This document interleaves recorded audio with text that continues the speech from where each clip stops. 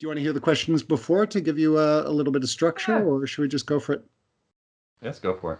Oh, we are I'm not going scared. for it. We are going for it with the great Rob Knight, who is here on this Photo Life for Return visit. Hey, Rob, in video this time. Andy, what's up, man? I feel like I'm in real life now on I video. I know we just get closer and closer with this wild world of technology. It's great, man. Easy. Yeah. Well, dude, you know the drill from the email. I'm contacting people who've been crazy enough to be on this photo life at least once and ask them how they're doing over the last year.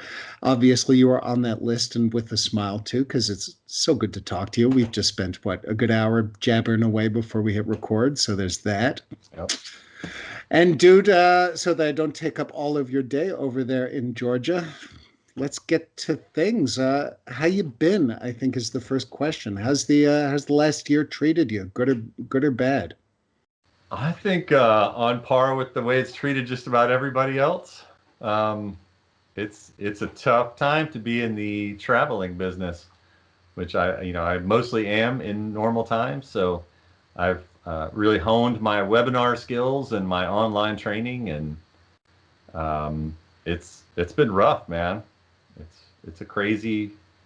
It's There's a weird natural um, tendency for me to try to just, well, let me push through until this all turns around. And it took me a while to realize I can't wait for this to turn around. I've got to figure something else out. So, um, some things have worked really well, and some things are just sort of, you know, plugging little holes here and there. So I'm ready to get vaccinated and get on the road.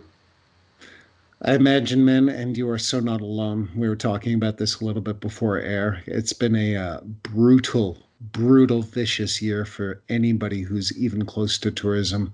And with you doing So, your workshops and all your other stuff with the trade shows and everything, that's got to be hitting hard. indeed. I mean, Mm, I'm lucky enough, since I'm an Olympus educator, uh, most of what I do for them is events that revolve around camera dealers or, trade shows or events. I do a lot of wildlife and, birding photography events and things like that. hmm. So obviously those aren't happening. I've been lucky enough to work with a few dealers and because everybody's doing webinars now. So, Olympus has been able to sponsor me to provide free webinars for some of our dealers, and that's cool. But Excellent. it's certainly not like, getting on the road a couple times a week, or I mean, a couple times a month, and really talking to people and that kind of thing. And the live events, I knew this before this past year, but more than ever, it's shown me how much of my workshop business comes from live events. Whatever I do online, the people are going to want to come to my workshops when they see me in person. And it's the same with everything. It's not a Rob Knight thing. It's just It's a you human want to thing. go on a trip with people that you like. You want to go on a trip with somebody who, I think that guy's funny, or he knows what he's talking about, or I like his work or her work. And you know, Sure. when I get up and stand in front of people, like you and I were talking about earlier, our personality in this business is our ace in the hole. And so, as many people don't like me, the ones that do like me, they want to go on a trip, and they want me to take them to Costa Rica or whatever. So, without getting in front of people, it's a real challenge to get that personality across. And so, like again, you and I have been talking about YouTube and that's a good way to sort of put my face in front of people and get my personality out there a little bit. Yeah. But it's hard. Connecting in person is just, I mean, been the status quo for the evolution of our species. I mean, even talking part Yep. time on a phone is only what, 5, 10 years old as far as like smart devices, and 50 years if we're really going to count some of those mobile phones in the 80s, 100 year on the whole medium of remote communication by phone. This is uncharted territory, and we're Yep. feeling the repercussions. Absolutely, man. And I'm guessing also with these talks you're giving online, like well, when I was talking to Valerie Jardin, she's been giving some talks and everything here and there, but she says it's just not the same. You're staring at a screen instead of a room of people, feeling the reaction, getting that energy flowing back and forth, eh? That's right. It Mm, takes some getting used to for sure, because I love that. Like Valerie said, I love to. stand in front of people, and you just inadvertently pick out a handful of people who are really into it and really are connecting with you, and so you can just talk to those people, Yeah. and that is enough. You don't have to have 100 people who are totally into what you're saying. If you have two, then you can really get into it, and that's been a really big challenge for me to keep my energy level up and to keep my you know Yeah. I know I'm glad that most of the presentations that I've been giving are ones that I'm used to giving, things that I've given with groups and presentations that I've done in huge rooms full of people. So I know, okay, here's where the joke goes and here's what it is. And even though I can't hear anybody laughing, like I know this is funny. This part works. Like things like that are sort of polished. But Yeah. gosh, I have some colleagues. They were talking about how much they liked it better to do online events because they weren't as nervous. And I'm like, well, you can have it. You can do all mine. I'll do your live events, and I don't care. I'd rather be in front of people any day. Yeah. Well, it's part of the game right now, but it sounds at least like you got something to keep you sane over this time. Yeah. Dude, how have you kept busy over the last year? I mean, lockdown formally started around here in March in Europe and Belgium. What's the story Yeah. down your way? What's kept you busy for about the last year? Well, about the same in March. I had all sorts of things booked in March. I was really excited about, March. Yeah. I did my regular photo workshop in Costa Rica in January, and then I Excellent. led the, I guess, I think 18 or 20 members of the photography press to Costa Rica as a sort of the release of the Olympus EM1 Mark III camera. So that was really fun. I got to go to For Costa sure. Rica twice the first part of the last year. Cool. Um, Reason number 537 that I love working for Olympus because Mm. they actually uh, not only seem to know what it is that I do, but they hire me to do it. It's pretty awesome. So I imagine. I'm not just somebody on the staff. They're like, hey, we want to go to Costa Rica and you're the Costa Rica guy. I'm like, great. Okay. Wicked. Um, and then I went to Peru with Wildside Nature Tours.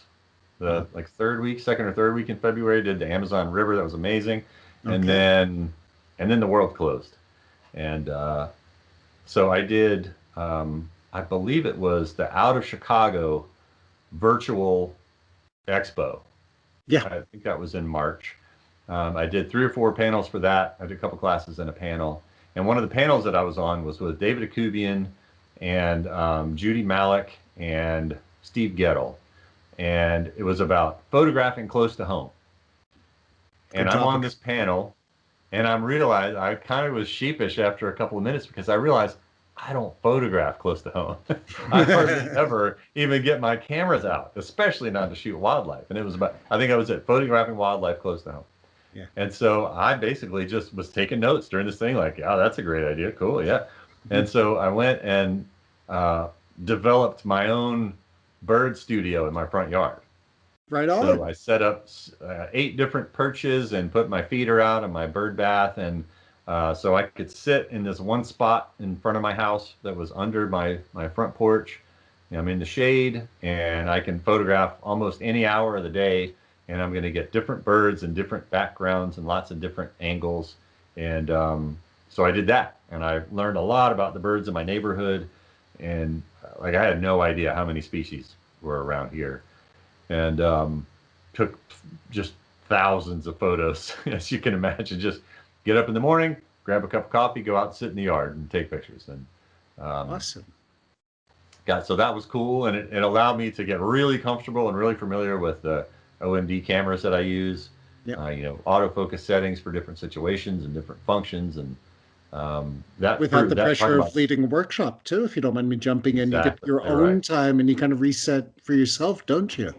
Exactly right. And Ah, it's kept me sane for sure because normally the life that I've built for myself is that I'm at home and I have my kids and my lady and everything's great, and then I can fly off somewhere wonderful for a week here and there and take some pictures and talk and nerd out with photographers, and then I come back, focus on my home and everything's great, and then I take off again and have my own time to do.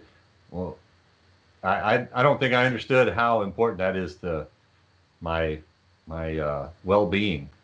When all there is okay, here's the track you're on. Boop, that's it. That was a really different. It's been a really different way of life, even for me, and for I'm sure a lot of us that travel for a living, that are just, here we are, we're at home.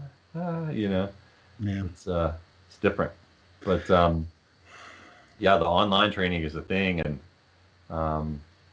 what I'm working on this month and in March is been really, really exciting. I don't know if you're going to ask about what I'm doing now, but I don't want to jump the gun. I am going to be. I am going to be. So hold that thought for a second. But it's good to hear that you've kept yourself busy. Can we see some of this online? Is it on YouTube Yeah. channel, that kind of thing? Right on. Yeah, that's another thing I did was really put some work into my YouTube channel. I was, I would update a couple of videos here and there for the last, I don't know, 10 years. And so really, got on a schedule, post a new video every week, did everything from basic photography to some product review things. I got to use some of the new Olympus super telephoto lenses Awesome. before they really came out. So that was cool. It's a good opportunity as an Olympus educator to get that content, when and where people were looking for it. So that's cool. But that was huge, just to use the 150 to 400 millimeter f4.5 teleconverter 1.25 pro lens, which is it's like the lens of a lifetime. If you're catching this on the audio, boys and girls, Rob is smiling ear to ear on that. That's good, man. Yeah. Yeah. Cool. It's So rare that a photography product comes out that's actually like as good as you hope it's going to be. You hear specs and then you get it in your hands and you're like, oh yeah, this is exactly what I want. It's great. Oh, awesome. Cool. Well, that actually gets to one of the last questions, but you don't have to answer that, lens, when we get to it. You'll see. Dude, what do you miss most from the before time, if you will? That's a tough one. I miss going to dinner. I love to eat, and my cooking has really gone up a few notches during the quarantine. I used to shy away from things if it had more than 2 or 3 ingredients or 2 and 3 steps, I would just whatever.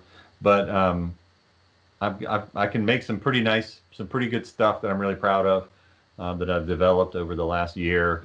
But I really love to go and experience other people's food. And I've also realized that I just like when craft people do their work. I appreciate that, whether it's photography or it's carpentry or it's chefs or mixologists that make great cocktails, like people that take raw materials and make beautiful things out of them. I just love that. Yeah. Music, whatever it is. There's not one creative thing that I think is wonderful. I think and I can watch all that on Netflix. I can watch Chef's Table for hours, man, just to watch people at the top of their creative game making things they're passionate about. I love that, man. So to go and just sit down and say, okay, what do you make here that's so good? What's the best thing you have? I miss that a lot. And we do some takeout food and things like that, but it's not the same as like going to dinner. It's never the same right now. That one you can only embrace so much. That also speaks a little bit to your nature as a photographer too. You like to watch people build stuff. Yeah. Secret psychology here on This Photo Life every time. And bad jokes, those continue too. Awesome, man. And it sounds like you got some time for good development. In fact, as an extra side question, what's your favorite dish to make right now? What are you most proud of? Man, let's see. I got an Instant Pot. I don't know if you have those in Belgium, if you know what I'm talking about. It's this like electronic, it's a steamer and a crock pot and a pressure cooker and all these things in one. It's this electronic thing. And I know what you're talking about. Yeah. I've made the most amazing prime rib in the Instant Pot. And Mm. that's probably the thing I'm the most proud of. But it tastes like a restaurant. That's awesome. So Ah, nice. For those of you on the audio side, Rob is quietly looking into the distance with pride and I think a little bit of hunger. well, yeah, Yeah, drooling just a little bit. It's fine. yeah, he's slobbering, folks. We're gonna get him a bib. Awesome. Hey, man, if you don't mind me asking, on the side kind of way, have you taken your ingredients up? Were you eating fairly healthy before and you continue, or did you give it a go on something just a little better on the ingredient quality side of things? Ingredient quality is about the same, man. I stopped eating gluten like 9 or 10 years ago. Okay. So like way before you could buy gluten-free everything in the store, like any store. So and I don't get preachy about it. I don't care if anybody eats bread or whatever. Yeah, But don't be that gluten guy. for me, I feel better when I eat meat and vegetables, and so that's Mm, usually what I eat. You know, a little bit of rice and a little bit of like now there's actually good gluten-free pasta, which is great. So we eat that sometimes, but yeah, usually just meat and vegetables. As much fresh. I'm lucky being right where I am. There's farmers markets and really fresh produce around, so it's pretty easy to eat well and not spend a ton of money on it and stuff. of course, you're just outside of Atlanta, which is Mm, definitely going to offer you a few opportunities there. for Nice. sure. Yeah. Cool. No, I mention it partly just because I'm a lover of food too, and I noticed when I bumped up my ingredients on the quality rating, not even just talking like organic or whatever else, but just going a little closer and looking how it's made and how it all comes together, definitely started Mm, bringing meals together more. And if I may, as absolutely. a side point, and I'll take all the hate mail on this one, I think a good diet is good in times of interesting and maybe ill health. And it's not talked enough Absolutely. about in general. So, hey, I'll take some hate mail if you all want to tell me whatever. I'm courting controversy here on this photo life. I need the viewers, man. I just Tell need a your blast friends. from Yeah. plan on for like a month and then I'm on top of the world. Please do not reply anything to that whole side of things. It is such a beautiful day. Oh yeah. I'm gonna push it to the next question. Dude, what do you hope or expect from 2021? What's the plan and dream on it? Whoosh. Um, I'm looking forward to getting vaccinated and specifically getting enough of my client base to get vaccinated so that we can all go somewhere. Um, Fortunately, my clients are generally um, most of them are retired, Uh-huh. honestly. So that's the group that's getting vaccinated first. So I think my client base will probably be vaccinated well before I am, Awesome. which is great. And hopefully they'll be itching to go somewhere, and we can do it. And heck, if they're all vaccinated, then they'll probably want me to take them places anyway. So great. But that's what I'm looking forward to.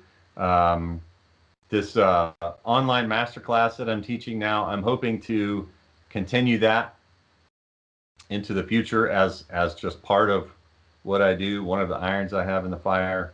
Um, that's been a really fun um, sort of evolution of webinars and workshops and things like that. Where I'd be can glad people to tell you find about that? it if you want to hear. What's that? Please, at least throw me. Yeah. Where can people find it? Tell me a little and Well, throw me a link. creativeimmersionphotography.com is the site. You can find it also robknightphotography.com. It's the Olympus Nature Photography Masterclass, and my amigos at Olympus have sponsored it, and um, so my friend Derek Story and I spoke all last summer about what the hell we were going to do since we couldn't travel and we couldn't host workshops and we couldn't go in person, and we were trying to come up with ways to bring the workshop experience to people virtually, Mm. which is a real challenge because people don't just come on workshops to go take pictures. So we just brainstormed for hours over the course of several months about, well, what is it that, like, why do you come on a workshop? What do people get out of it? And this, so the things that we came up with were, things like the community aspect of it and Absolutely. the the uh, the security that comes from that, Yeah. right? You're not just posting stuff on Facebook where any Tom, Dick, and Harry can comment on it and say something nice about it or something mean about it. You know, you build a relationship and you feel safe enough to put your work out there. And when people are critical of it, you understand that they're doing it from a place of caring about you and appreciating you. And I think that makes a huge difference. And so I'm doing these small group online workshops where we meet twice a week, Wednesdays and Fridays online for a live class. And in between, we have a private community that's just for these 15 photographers and me. And so they post assignments in the communities. They're talking about photography with each other. They're commenting on each other's work. Excuse me. The work is, the assignments are based on the classes each week. And so I thought, well, this is 5 weeks. This week is the last of the 5 weeks from the first time I've done this. And it's, I wasn't sure how much work it was going to be. I knew it was going to be a lot, but the prep was the most of it. But it's turned out better than I could have hoped for, really. It's so much fun, and it's so different than just having, like, well, let me talk about photography for an hour. Normally I'm going to lay out a concept or a few concepts in an hour, and then, okay, good night, and you can do whatever. So I'm going to lay out some concepts. We're going to talk about it. And it's a small enough group where we can actually have a conversation about it. And people can ask questions in real time. With 60 people on a webinar, you can't have everybody ask questions, Yeah. With 15 people, no problem. We can talk about it. And then they're posting pictures in our private community, and they can talk with each other about it. And then we meet again. We continue our conversation and we add to it.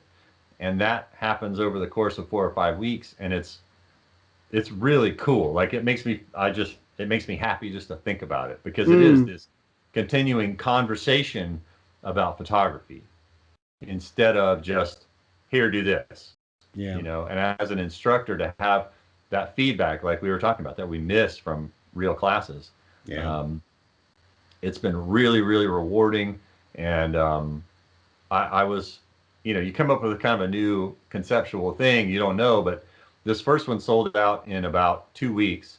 And then I added another class for March, and that one sold out already.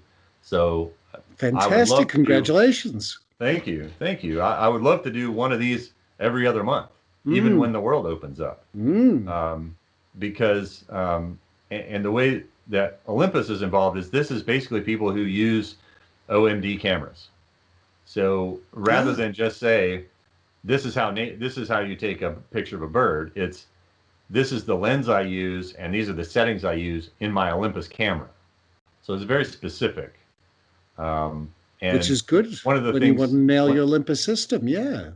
That's right. That was one of the things that I heard the most when I was asking people in different communities that I belong to online, like, what's the kind of thing that makes you sign up for a webinar now? Because everybody does webinars. So why would you do this one over that one? And people were saying things like, well, I can't watch another webinar. I'm zoomed out. I've seen too many webinars. But the one thing that kept coming up was camera specific training. And so I told Olympus that, and they were like, okay. And so here we are. So everybody's using the same gear, and that helps them when they're showing each other pictures, like, oh, what lens was that? Oh, okay, cool. And I think that has made it even that much more valuable to the clients to do that. And then from there, they have access to all the videos from all the live classes that we do, all the other live things that I've put on in the community. They can use this community as long as they want, and I'll refer back to these classes that we've all done together. So, Sure. And then the next version. Oh, sorry, my computer just went to sleep. All good. The next class will actually have all of its own new stuff. They won't use the same classes. They won't have access to other people's classes. I'll do the classes again with their questions and their work. And so it's not just a carbon copy, move on, stencil in another group. And yeah, awesome, man. And that's under creativeimmersion.com. Did I get that right? Creative Immersion Photography. The easiest place to find that class, because that's the community. And once you join one of those classes, you get access to a secret group within that community. So if you go to robknightphotography.com, it's one of the first things in the list of workshops is the Olympus Nature Photography Masterclass. Cool. And we cover everything from wildlife to landscape to macro. We talk about the special features in the Olympus cameras, like the live composite and live ND, and some things that, from what I've seen, a lot of people that have these cameras don't ever use those features because they don't really have good ideas about what to do with them. So it's nice to be able to say, here, you can do this or this or this, and not just encourage people to do different things, but show them how exactly to do that stuff. For sure, man. And like with the ribs through the cooker, it's a time to pick up all those little things that we maybe didn't know or never got around to doing. Awesome. That's right. Awesome. That's right. And dude, this is stuff that you could have said with what have you been keeping busy with since last year? You grazed past that, and then you tell me about this whole new course setup and thing you got going between you and Olympus. Fantastic. Yeah, man. Dude, I'll make sure a link is in the description already to the website, and maybe I'll find a little sublink or something in case they need a direct boom in. All right. Well, Rob, here, let's keep it tight and right. Let me just ask you the last question I've been asking everyone on the rounds, checking in how everyone is over this last year, which is just what made you smile most in 2020? Could be that new lens, or it could be whatever you like. I wouldn't have survived without my family, without my kids and my girlfriend. That's been being able to have these three wonderful people in my bubble is the thing that made me smile the most, for sure. I can't imagine people who are alone during these times and can't see their families and I can't even imagine. I've been really lucky in that regard, for sure. I think family is going to be the universal answer on this one in one way or another, for good reason, man. Yeah. And it's good that you bring that up. That's part of why I wanted to check in on everyone, big and small, and show that we're all in this together. And, it's just down to what you make it, and remembering that we're all in this together, for lack of poetry, but full of truth. Yep. Well, Rob, thanks for this. And also now I'm doing the whole video thing. So thanks for turning on the webcam and getting the panels fired up and making some time for us. I really appreciate it, man. My pleasure, man. It's been good catching up with you, buddy. Easy. Hope to do it again soon, bud. You bet.